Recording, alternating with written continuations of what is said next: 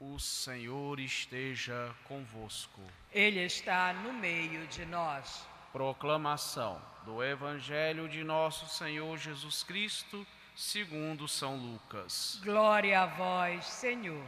Naquele tempo, Maria partiu para a região montanhosa, dirigindo-se apressadamente a uma cidade da Judéia.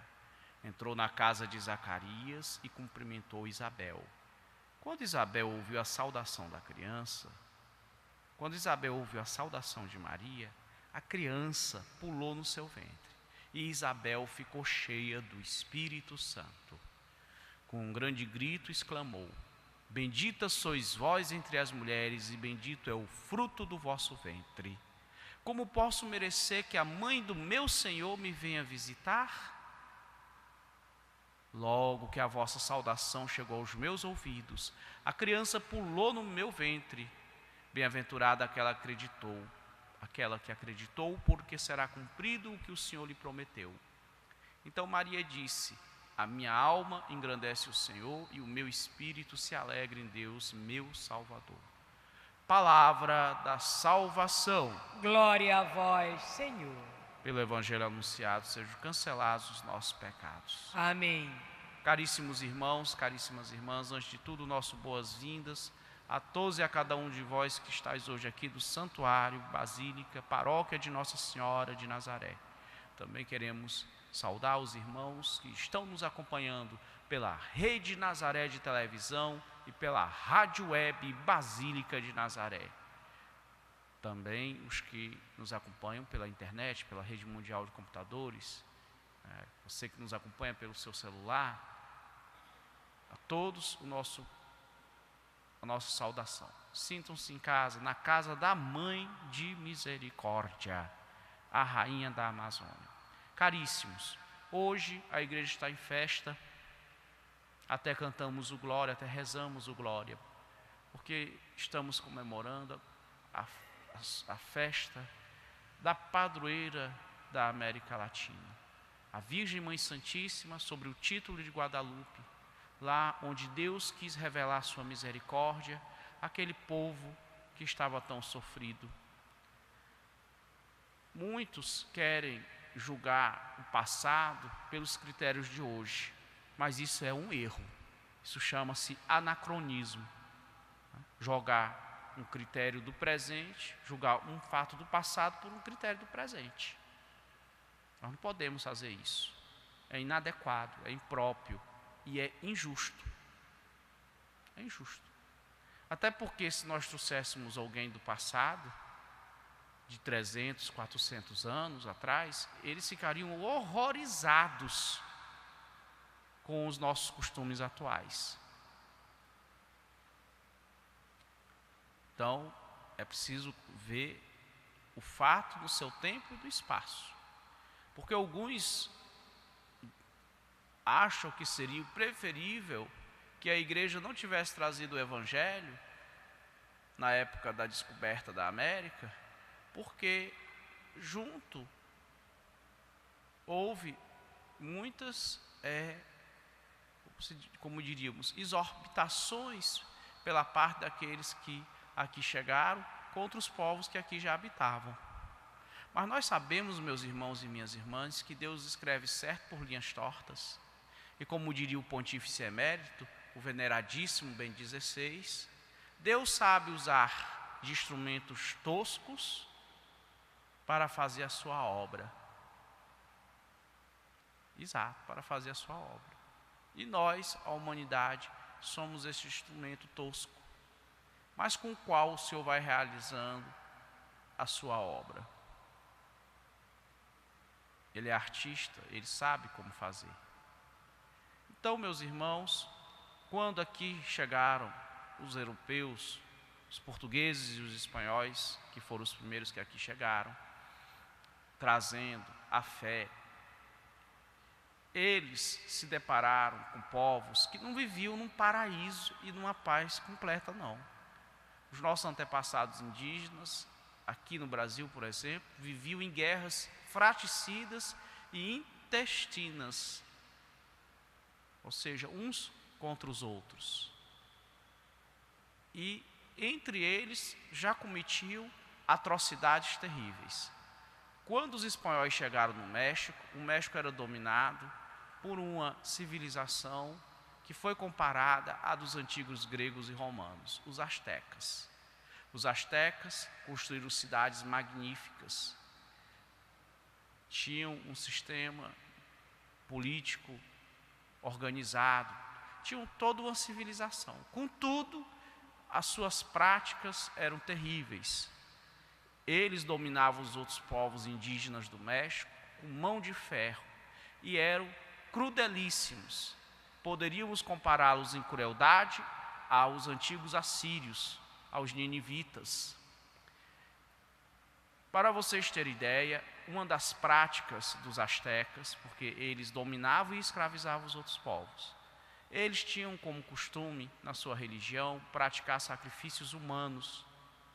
Para que o sol nascesse, todos os dias eles sacrificavam um rapaz e uma moça virgem.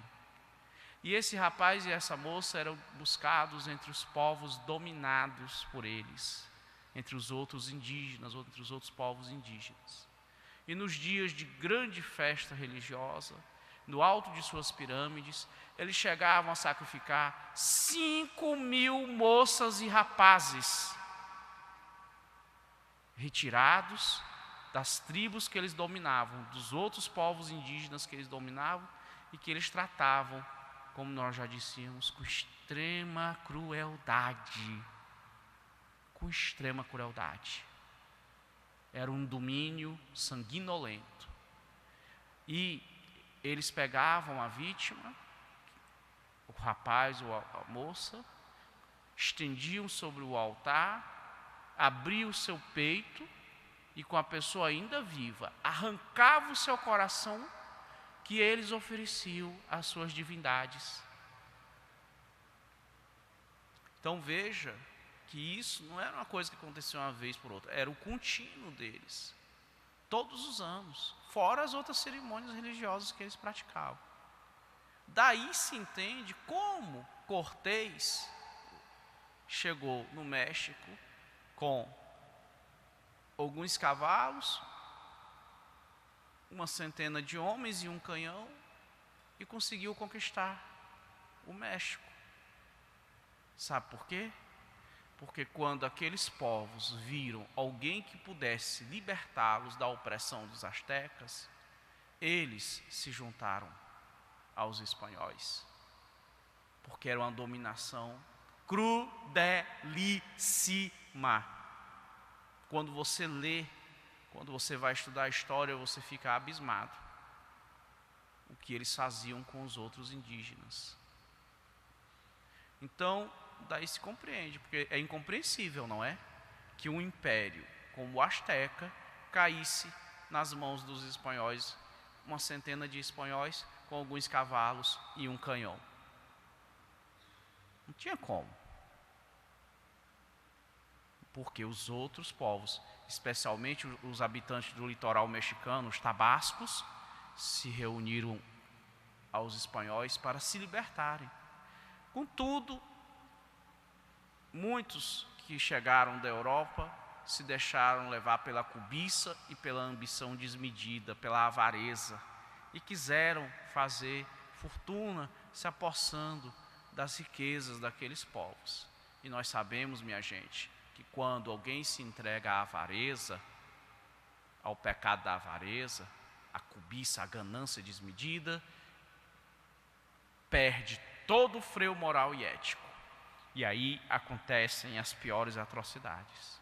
Então, no meio de tanto sofrimento, depois de terem passado tanto tempo no jugo de dominadores tão cruéis como eram os astecas, e caíram na mão dos europeus, aquele povo se encontrava sem esperança, sem fé.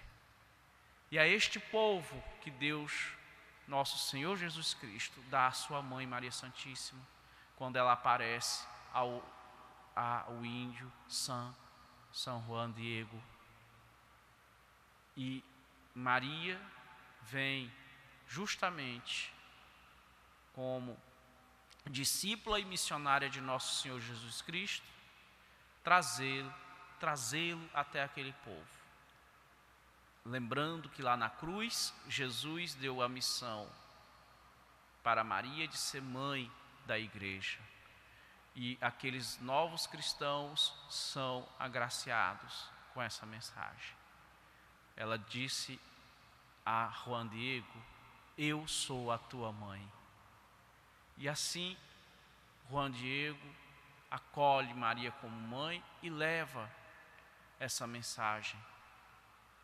Mensagem que no primeiro momento não foi aceita, né? O bispo, na época da região, ficou meio assim: mas será que ele está vendo coisas? Será que é aparição mesmo? Será que não é?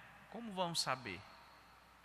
E a Virgem dá um sinal com o milagre das rosas. Lá no alto daquela montanha do Monte Tepeac, no inverno, onde não nascem rosas, e não havia rosas na América, então surge ali é dado a Juan Diego levar estas rosas para o seu bispo e ele a contempla. Então esse milagre que o Senhor faz, esta revelação da sua presença através de sua mãe, vai impulsionar toda a evangelização na América Latina. Maria é nossa mãe.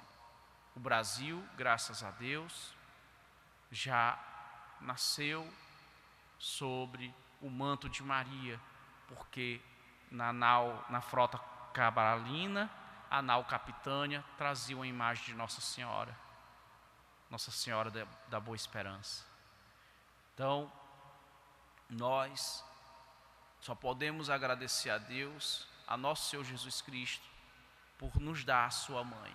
Sim, porque lá no alto da cruz, no meio das maiores dores, dilacerado, já totalmente esvaziado, gotejante, já exangue, o Senhor derramando até a última gota de seu sangue por nós, não mais sabendo o que fazer, nos dá a sua mãe e nos diz: filhos, eis aí a vossa mãe. E diz a Maria: mãe, eis aí os vossos filhos. Nós somos os filhos de Maria. Mesmo você que está ouvindo aí, está dizendo que não quero essa mãe. Não importa que você não queira, o Senhor te deu, e ela te ama, porque você é como Jesus, é o filho dela, é o filho de Maria. Então, meus irmãos, nós nos alegramos em comemorar a festa de Nossa Senhora de Guadalupe, rainha e mãe da América Latina. Porque realmente o que nós podemos ver que em Maria Deus manifesta as suas maravilhas, como está no Evangelho de hoje. A Virgem Santíssima eleva a sua voz e ela, plena do Espírito Santo, ou seja, é o próprio Espírito Santo que fala por ela: a minha alma engrandece o Senhor e o meu espírito se alegra em Deus meu Salvador. Ó filho rebelde, volta à casa do Pai, volta para os braços da tua mãe, porque ela é a tua mãe, a nossa mãe. Louvado seja nosso Senhor Jesus Cristo. Para sempre seja louvado.